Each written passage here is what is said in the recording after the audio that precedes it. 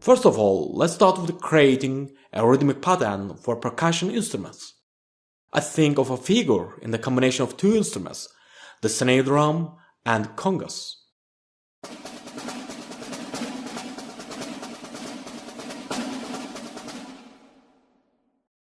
In this section, the conga and the tuba emphasize the main beats of the rhythm.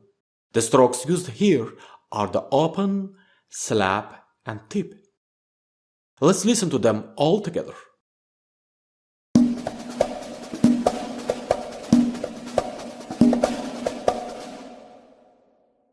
Let's apply the same rhythmic figuration to the violas.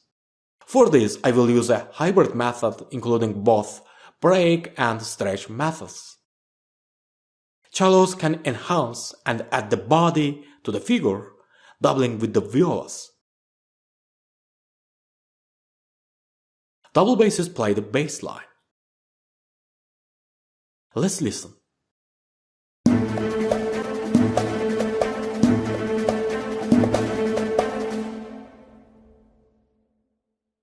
Now let's move on to the texture 28A. The melody will be performed at the forte dynamic of the four horns. This is a brilliant register of the horns.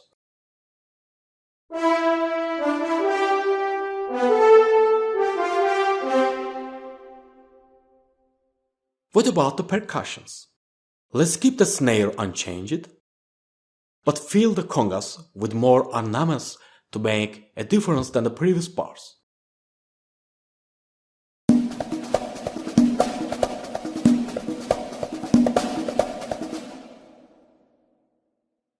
The hybrid method remains unchanged except for the harmonic change.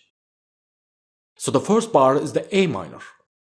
Then it goes to the E minor, then to the F major.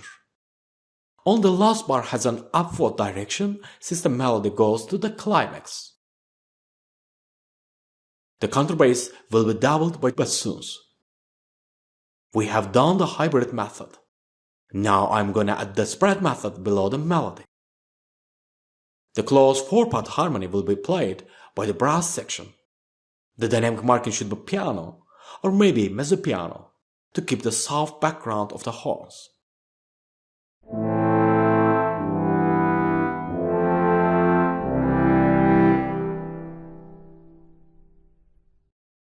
Now let's overlay the stretch static. Generally, in film scoring, these kinds of figures are always used in unison or single-lined, not to dominate the melody. But in concert music, the figures are frequently extended with chordal extensions. It can be open part writing or close. But today we are gonna make a film music style texture, hence let's just double them in unison.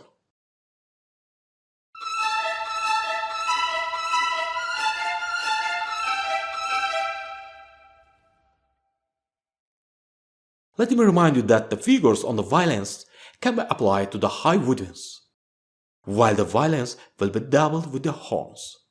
Actually, the low G and D strings of the violins will reduce the warm timbre of the horns.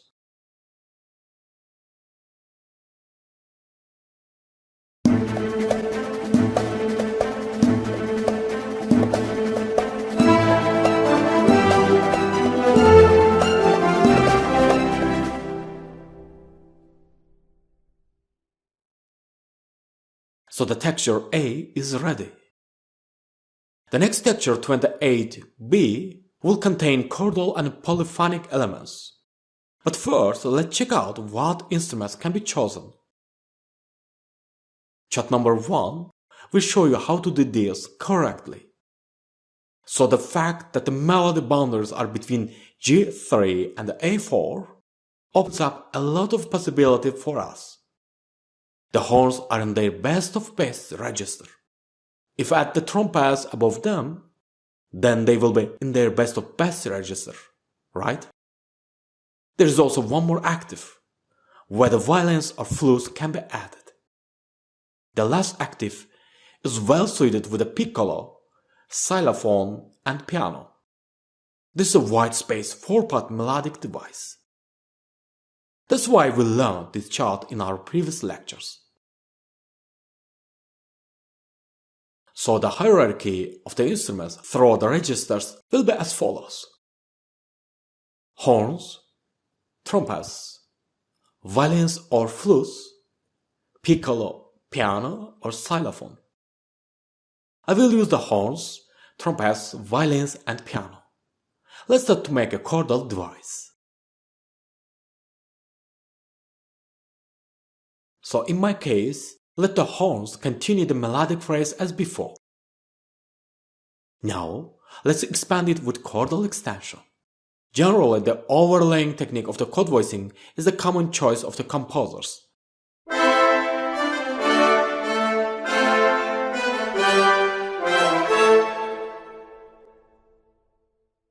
Let's do one more change. Instead of long notes, ba ba ba bam bam, write the ba bam ba ba ba ba bam bam. Just break the trumpet pass to add the fanfare sound.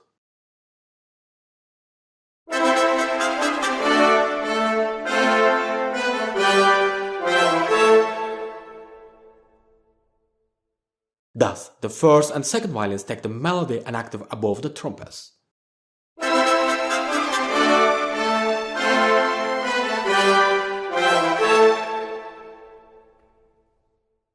The next instrument is the piano. Let's listen to all of them.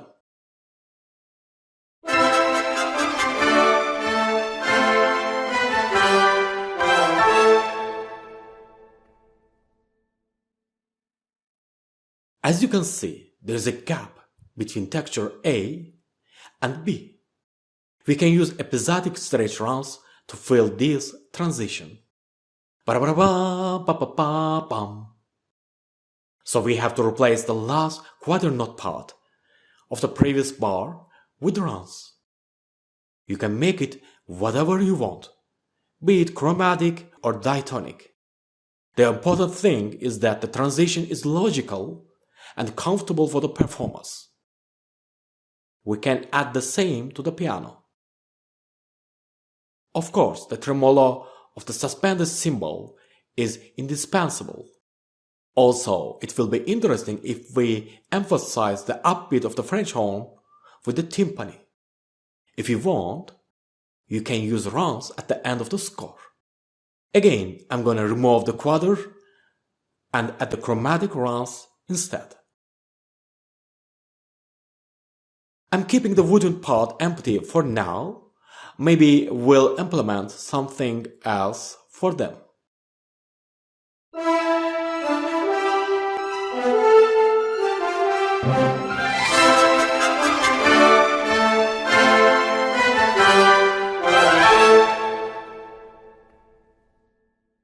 So we finished the instrumentation of the main melody. Let's think about the orchestration of polyphonic movement in the bass line. Pay attention, some merits should be considered. First, the instruments that lead the main melody are quite strong. They are arranged along several registers. Second, they are rich in articulations that will create a fullness.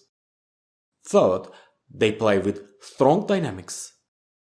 So we have to look at the instruments will be equal in strength to them. If you use the low woodwinds, they will be weaker against the brass and strings. Even they are combined with strings, we will not be able to get the wanted fullness. The best choice will be the brass. Let's start with the two trombones playing in unison. Then add a bass trombone. In bar 12, one of the trombones will double the home part.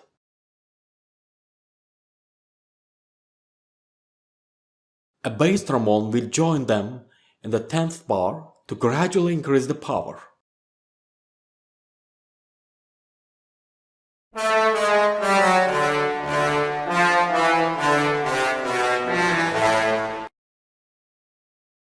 But what about the tuba? One nuance should be taken into account. If there is a wide space between the secondary melody and the bass line, then the tuba can play the bass line. Otherwise, if the secondary melody is in very low registers, then the most logical choice would be to remove the bass line entirely and give the tuba a secondary theme. Since there is plenty of space left in this piece, I'll use the tuba on the bass line. The G note will be effective since this is a common tone of the G major and C major. The tuba will be doubled by bassoons and contrabasses, while the left hand of the piano will be an active blow-it.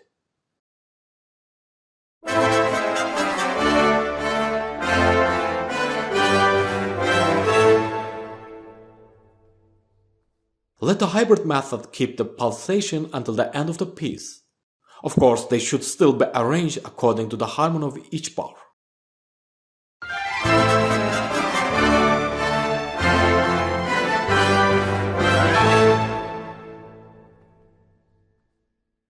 The rhythm section will be a bit different than before, since the open strikes are replaced with the slaps. I do it for the drive and energy.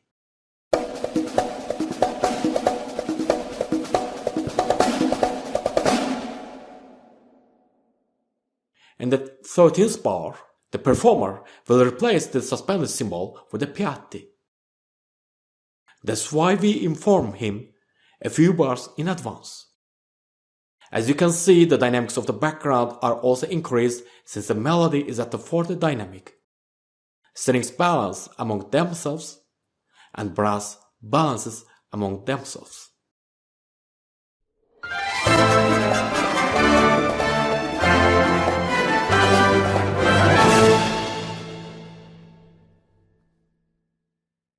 So basically we have finished the main orchestration of this part.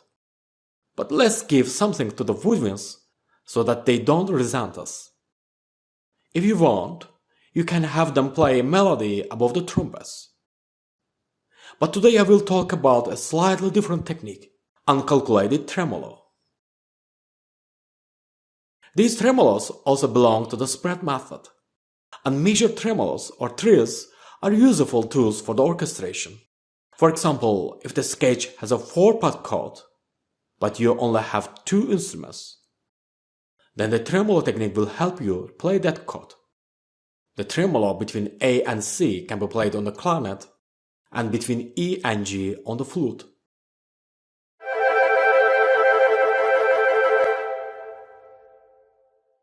The rapid transition or alternation of these 4 voices gives the listener the impression of a 4-part harmony playing at the same time. That's why I classify this technique as a spread method.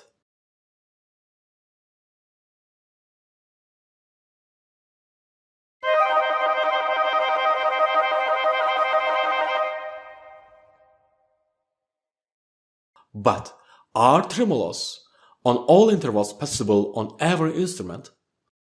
More detailed information about the possible intervals is available in the PDF file adapted from Studying with Orchestration lessons by Thomas Goss. Generally speaking, the minor and major seconds, minor and major thirds, tremolos are frequently used in symphonic literature. As the intervals become wider, the difficulties are increased, depending on the instrument. But today I'm going to interlay the major second intervals between the main melodic device. So, 2 clarinets, an English horn, and 2 oboes play the lower tremolos, while 2 flutes are inactive above them. These are the single-line tremolos. However, the chordal tremolos also work well. The episodic runs applied to strings and piano will also be added to the woodwinds.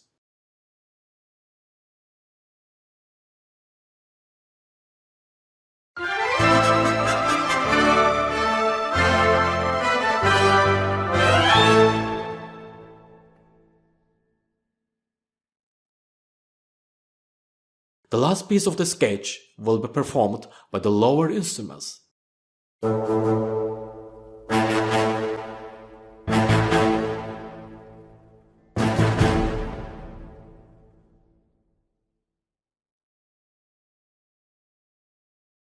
One of the course members asked what we should pay attention to when changing orchestral pictures, that is textures. First, change the registers. If the melody in the first texture is in the medium register, then in the second texture change its position to high or low register. Second, change the dynamics. If the first texture is piano, then the second texture may be mezzo forte or forte. Change the accompaniments and change the instruments. For example, I gave the violins the stretch static method in the previous texture 28A. But now I gave them a melody instead. And the tremolos are played by woodwinds. There could be another option. For example, if I had given the woodwinds the stretch static method in the previous texture 28A, I would have given them a melody in the next texture. Violins would have to play the tremolos. Conclusion: the instruments always should change the mission in the score. The same group must play the harmony and then the melody.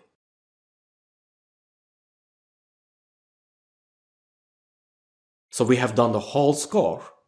Let's listen to the final orchestration. Thanks for watching. See you soon.